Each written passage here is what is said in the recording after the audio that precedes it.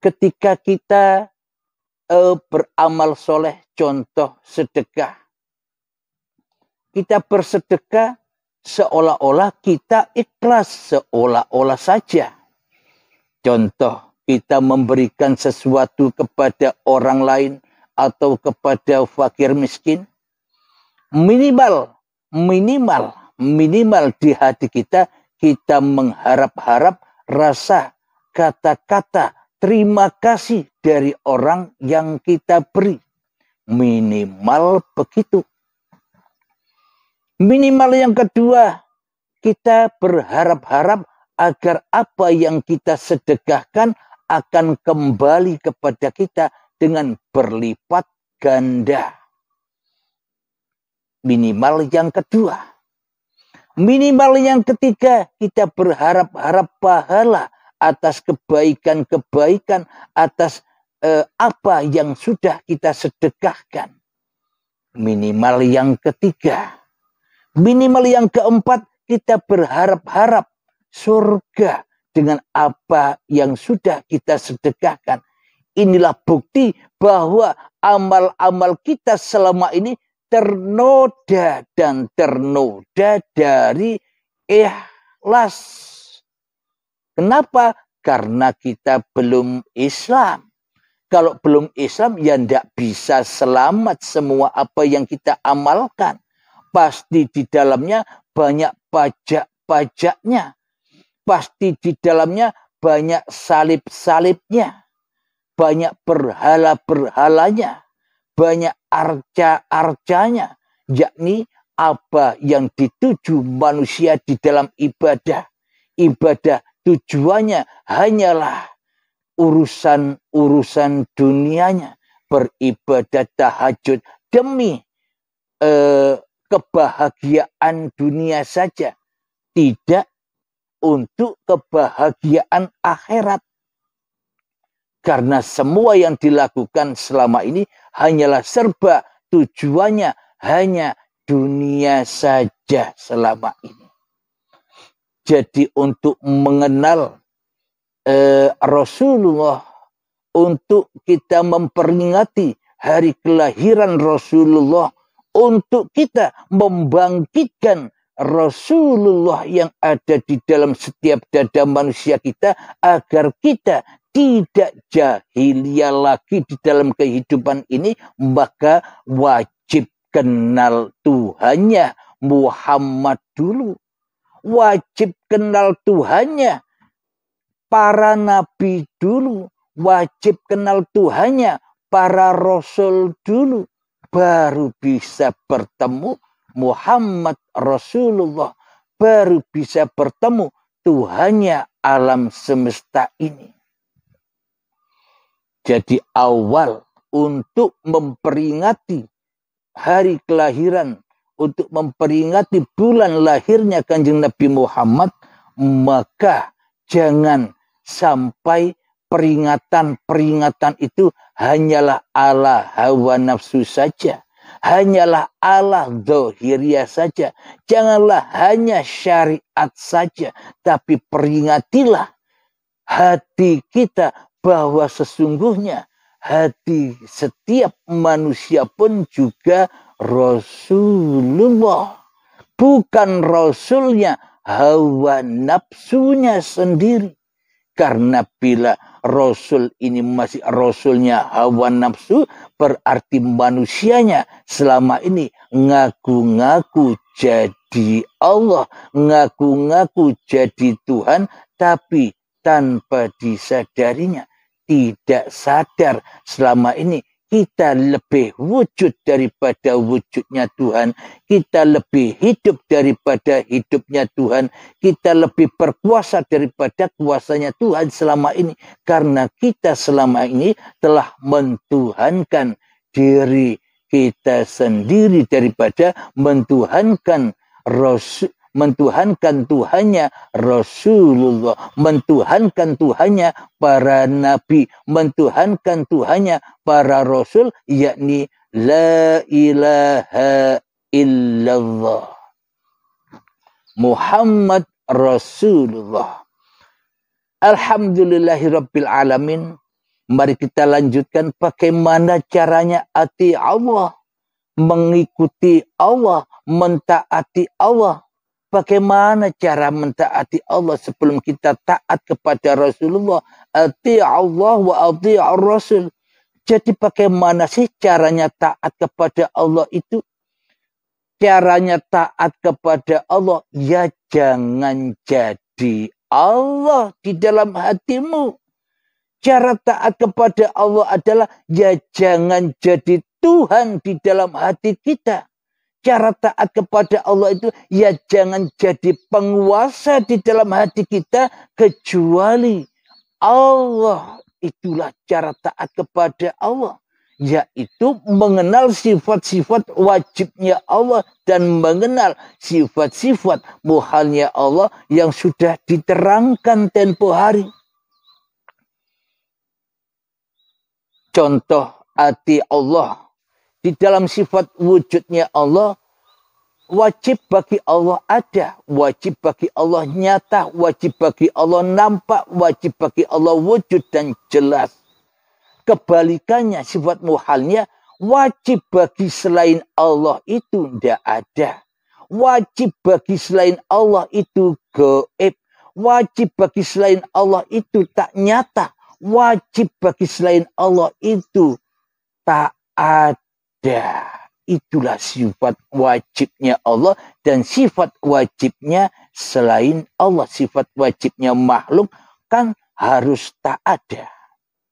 Sifat wajibnya Allah ada, wujud nyata, jelas, nampak bagi Allah. Namun bagi manusia, bila manusia memegang, bila manusia menduduki sifat wujudnya Allah, maka Allah yang wujud akhirnya jadi gaib. Allah yang jelas akhirnya jadi tak nyata. Allah yang nyata akhirnya jadi tak jelas bagi manusianya. Karena manusianya telah menyerupai Allah di dalam dadanya. Jadi untuk ati Allah wa ati Rasul, relakanlah hidup dan badanmu ini sebenarnya bukan milikmu. Relakanlah hidup dan badanmu ini bukan kepunyaanmu. Itulah cara untuk ati Allah dengan belajar dan belajar. Heningkan dirimu di hatimu dengan belajar malamkan cipta-ciptamu di hatimu dengan cara sunyikan cipta-cipta manusiamu di hatimu. Ketika kita mati-matikan keberadaan diri kita, sudah kita sunyikan kewujudan diri manusia kita sudah hempaskan, kita sudah malamkan diri manusia kita di hati kita. Itulah penyerahan demi penyerahan agar kita kembali kepada ati Allah. Kembali kepada Allah, maka nanti bila kita sudah kembali kepada Allah, maka kita akan ketemu dengan wa ati'ur Rasul. Mari kita belajar untuk melepaskan, untuk kembali kepada ati Allah. Kembali kepada Allah, ya jangan jadi Allah di dalam hati kita. Ya jangan merasa wujud diri kita di hati kita. Ya jangan merasa hidup diri kita di hati kita. Ya jangan merasa berkuasa diri kita di hati kita. Mari kita belajar mengheningkan cipta-cipta, memalamkan cipta-cipta, mensunyikan cipta-cipta, mentiadakan cipta-cipta diri kita di hati kita dengan 3 menit. Mari kita belajar bersama. Saya tunggu Anda. Mari bersiap-siap, masuklah ke dalam diri Anda. Tenggelamkan kewujudan manusia Anda. Tenggelamkan kehidupan diri manusia Anda. Tenggelamkan kekuasaan diri manusia Anda sampai ketemu kematian Anda. Sampai ketemu dengan ketiadaan diri Anda di hati Anda. Bismillahirrahmanirrahim. mengheningkan cipta, mulai.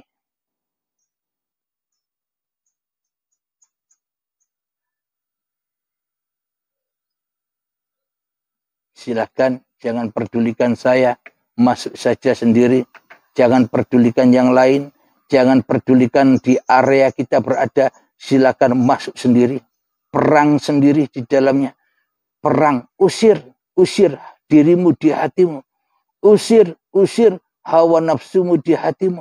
Usir iblis, jin, dan setan yang selama ini membuat kita menjadi budak-budaknya di dalamnya. Peranglah, masuklah ke dalam dirimu, peranglah di sana. Itulah peperangan yang agung untuk mewujudkan ati Allah wa ati ar-Rasul.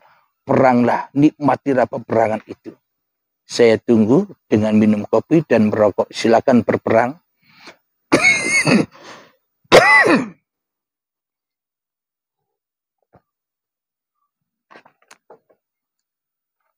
5 menit berperangnya ya.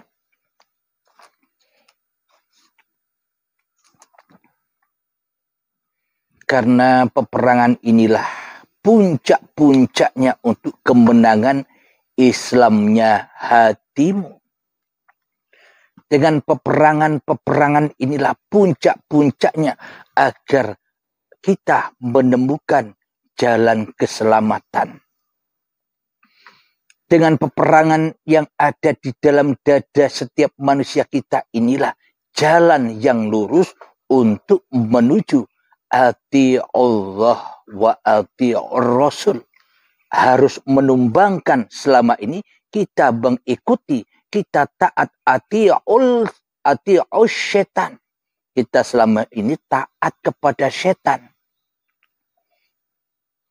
Dan taat menjadi pesuruh setan. Dan taat menjadi hambanya, menjadi budaknya iblis di dalam hati kita. Peperangan inilah, menghening-heningkan inilah guna untuk melepaskan belenggu-belenggu perbudakan-perbudakan iblis dan setan. Silahkan terus berperang.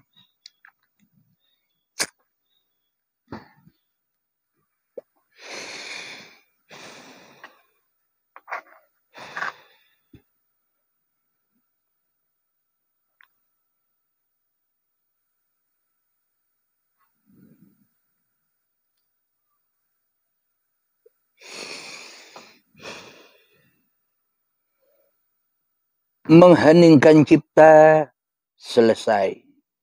Alhamdulillahirabbil alamin.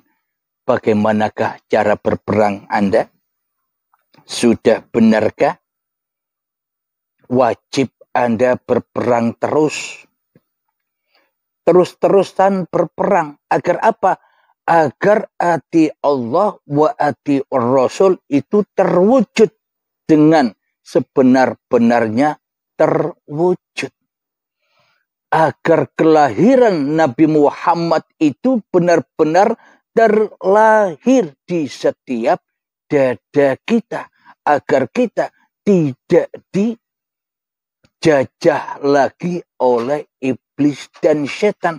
Agar kita menemukan indahnya maulid Nabi yang ada di dada kita.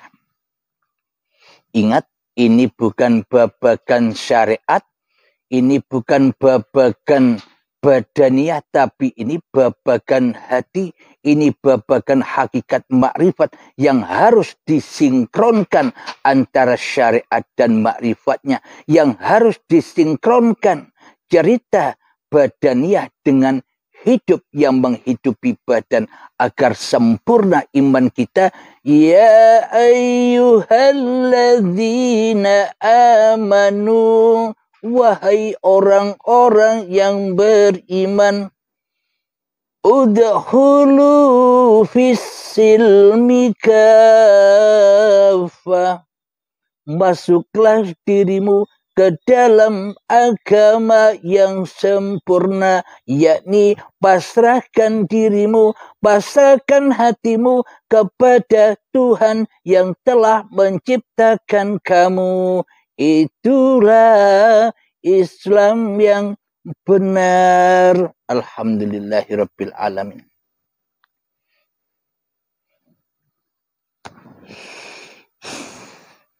Jadi gunanya untuk perang dan perang ini gunanya agar muncul sosok Rasulullah yang ada di setiap dada manusia yang selama ini masih terpendam, masih terkubur, dikubur oleh iblis dan setan. Iblis dan setan selalu menjadi mursyid kita selama ini. Iblis dan setan selalu menjadi Tuhan kita selama ini. Iblis dan setan selalu menyuruh, merasuli diri kita selama ini untuk selalu berbuat fahsya wal munkar di dalam hati kita. Apa buktinya? Contoh, kita disuruh sholat oleh iblis dan setan. Ayo bro, sholat subuh. Tapi setelah kita sholat subuh, katanya iblis dan setan, tapi kamu wajib sembah aku di dalam sholat subuhmu. Disuruh sholat kelihatannya mulia, kelihatannya taat kepada Allah, tapi kenyataannya kita di dalamnya taatnya kepada iblis daripada taat kepada Allah. Apa buktinya? Ketika kita sholat, Allahu Akbar, kita selama ini tidak pernah sedetik pun bertemu Allah. Kita tidak sedetik pun berjumpa Allah. Kita tidak sedetik pun menghadap kepada Allah di dalam sholat-sholat yang kita kerjakan selama ini. Akan tetapi di dalamnya kita hanyalah menyaksikan, kita hanyalah menyembah, kita hanyalah menghadap dunia di dalam sholat-sholat yang kita kerjakan. Itulah tandanya bahwa kita selama ini belum benar-benar masuk di dalam Islamnya Allah. Karena sesungguhnya hati kita masih tersesat dari Allah. Maknanya kita masih selalu dan selalu mengikuti hawa nafsu kita, mentaati hawa nafsu kita daripada mentaati Allah. Kita lebih memunculkan dunia di dalam hati kita daripada memunculkan siapa yang menciptakan dunia di dalam hati kita. Maka dari itu kita selama ini tersesat jauh dari Allah, apalagi Rasulullah. Maka peringatan-peringatan kelahiran Kanjeng Nabi Muhammad ini jangan hanya peringatan-peringatan babakan cerita dohir saja. Akan tetapi coba kita peringati dengan secara batiniah, dengan secara yang sebenar-benarnya. Agar apa? Agar kejahiliaan hati ini berakhir. Kita peringati kelahiran Rasulullah, maka kita ikuti Allah dulu. Ati Allah wa ati Rasul. Tanpa kita mengikuti Allah, tanpa kita bertemu Allah, tanpa kita menghadap kepada Allah, maka selamanya peringatan-peringatan Maulid Nabi itu hanyalah semu dan hanya angan-angan serta sia-sia belaka. Tidak menemukan peringatan Rasulullah yang sesungguh-sungguhnya. Maka bangkitkanlah Rasul-Rasul di dalam dadamu yang selama ini menjadi Rasulnya iblis. Bangkitkanlah Rasul-Rasul di dalam nyawamu yang selama ini menjadi utusan iblis. iblis hawa nafsu. Bangkitkan rasul-rasul di dalam jiwamu yang selama ini menjadi rasulnya hawa nafsumu. Maknanya putus dan putus rasul-rasulnya hawa nafsu, putus dan putus rasul-rasulnya nyawa, putus dan putus rasul-rasulnya jiwa, putus dan putus rasul-rasulnya hidup roh yang selama ini, hidup yang telah kau akui sebagai hidup manusiamu, putus dan putus, perang dan perang lewat menghening-heningkan, lewat memalam-malamkan, lewat mensunyi-sunyikan dirimu di hatimu. Setelah itu bila kau berhasil memenangkan peperangan ini, maka bangkitlah Rasulullah untuk memerangi kaum jahiliyah yang ada di dalam hatimu. Jadi jalan untuk berperang sudah saya tunjukkan, maka silakan perang-perangan sendiri, maka silakan hening-heningkan sendiri, maka silakan sunyi-sunyikan sendiri, maka silakan malam-malamkan sendiri dirimu di hatimu, yakni belajar sendiri.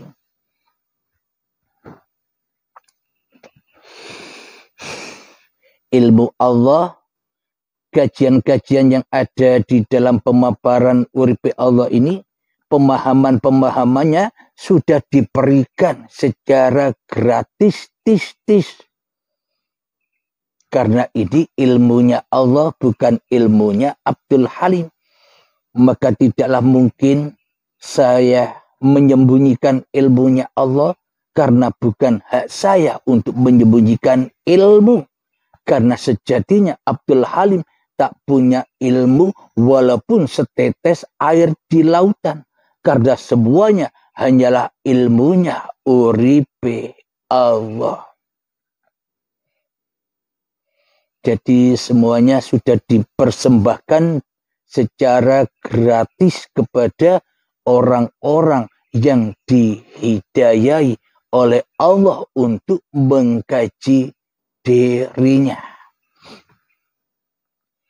Jadi hanya itu untuk ati Allah wa ati Rasul, untuk membangkitkan Rasulullah yang selama ini terpendam di dalam jiwa, nyawa, dada kita, hati kita, roh kita, urip kita selama ini yang telah dirasuli, diutus, disuruh oleh iblis dan setan untuk selalu bermaksiat, untuk selalu fahsya wal munkar, walaupun kelihatannya ibadah, walaupun kelihatannya sholat, tapi hatinya ingkar selama ini. Karena kita masih menjadi utusan iblis, disuruh iblis untuk selalu bermaksiat, untuk selalu menjauhi Allah, yakni dekat dengan dunia. Apapun yang ada di hati kita serba dunia. Di dalam sholat serba dunia, apalagi di luar sholat. Karena induk, segala induknya ibadah di sholat. Bila sholatnya kotor, bila sholatnya najis, semuanya ya najis. Itulah alam jahiliyah. Sucikanlah alam jahiliyah kita, yakni dengan ati Allah wa ati Rasul. Berjuang-juanglah untuk ketemu Tuhanmu, berjuang-juanglah demi menghadap Tuhanmu, berperanglah, hempaskan apa-apa yang merintangimu demi untuk bertemu Tuhanmu.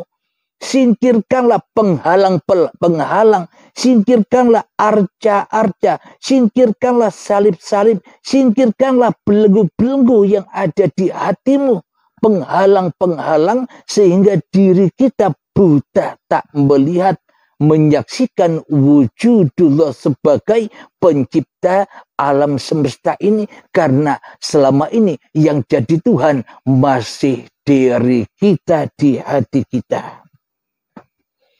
Jadi untuk peringatan kelahiran Kanjeng Nabi Muhammad ini, kita paparkan secara yang sebenar-benarnya, secara ilahiyah, secara ketauhidan, secara hakikat dan ma'rifatnya. Agar apa? Agar tersambung dengan cerita yang ada di syariat, agar tidak terputus antara syariat dan ma'rifatnya, agar tidak terputus antara jiwa dan raganya, agar tidak terputus antara badan dan hidupnya, agar sambung dan esa serta selamat. Kita lanjutkan kembali babakan memperingati Maulid Nabi ini di episode yang akan datang. Sebelum kita akhiri kajian di pagi yang indah ini, marilah kita kembangkan sholawat dzalimin taf'ul bala, agar hati kita tidak zalim dan menzalimi diri kita sendiri lagi. Amin ya rabbal alamin. Allahumma sholli ala sayyidina Muhammad wa ashghili zalimin bi zalimin. Allahumma salli ala sayyidina Muhammad wa ashghili zalimin bi zalimin wa ahrijna min bainihim salimin wa ala alihi wa sahbihi ajma'in. Alhamdulillah rabbil alamin. Allahumma salli ala sayyidina Muhammad wa ala ali sayyidina Muhammad. Allahumma ya qadiyal hajat, Allahumma ya mujibad da'awat, Allahumma ya rafi'ad darajat, Allahumma ya muhillal muskilat, Allahumma ya syafiyal amrat, Allahumma ya kafiyal muhimmat, Allahumma ya jafi'al baliyat. Allahumma khtim lana bil iman, Allahumma khtim lana bil islam. Rabbana atina fid dunya hasanah wa fil akhirati hasanah wa qina adzaban nar. Wa sallallahu ala sayyidina Muhammad wa ala alihi wa sahbihi wa sallam. Walhamdulillahi rabbil alamin. Akhir kalam. Assalamualaikum warahmatullahi wabarakatuh.